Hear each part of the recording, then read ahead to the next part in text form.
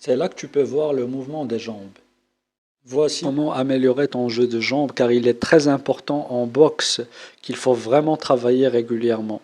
Sinon, si tu n'as pas ça, tu n'auras rien du tout ensuite. Donc, le plus important, c'est d'avoir un léger écartement des jambes. L'une des erreurs que je vois en salle de boxe, c'est ça. C'est de rapprocher vos pieds. La plupart font ça pendant le repos, après une attaque. Pour se reposer, ils prennent du recul. Mais pensez à ça, si je suis dans un combat que je suis là, en déséquilibre, je ne peux pas lancer d'attaque. C'est une très mauvaise posture pour un boxeur. À moins que tu sois hors de portée de l'adversaire, là tu peux faire ce que tu veux. Mais il faut s'habituer à bien se tenir en gardant un écart suffisant entre les pieds.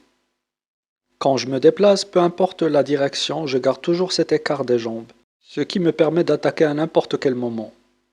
Quand je conserve cet écart, donc à partir de là, je peux attaquer. Maintenant, un autre truc à connaître, c'est quand je me déplace vers la gauche.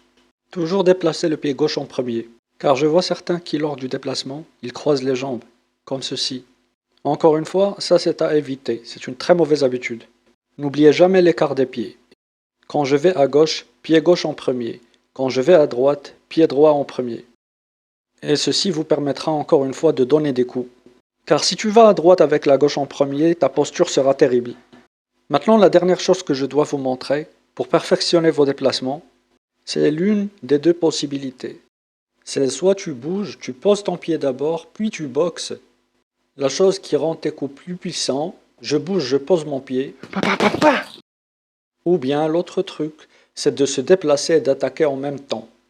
Ce qui veut dire que si je vais à gauche, en même temps je lance un jab. Et si je vais à droite, j'envoie un contre.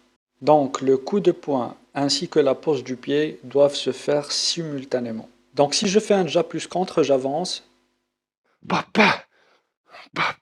Donc les deux mouvements du pied et du bras sont simultanés. Encore une fois, j'avance avec un 1-2. Comme vous voyez, ça génère beaucoup de puissance sur le sac. Car c'est le moment du mouvement qui génère cette puissance lors du déplacement. Pour résumer, l'important c'est de garder l'écart entre les jambes. Si tu vas à gauche, pied gauche d'abord, à droite, pied droit d'abord. Et quand tu bouges et tu boxes en même temps, ou bien que tu poses le pied, puis tu enchaînes les coups. Ce sont ces petites astuces qui vont t'aider à améliorer ton jeu de jambes. Voici comment donner des coups très puissants en 3 minutes. Clique sur cette vidéo après.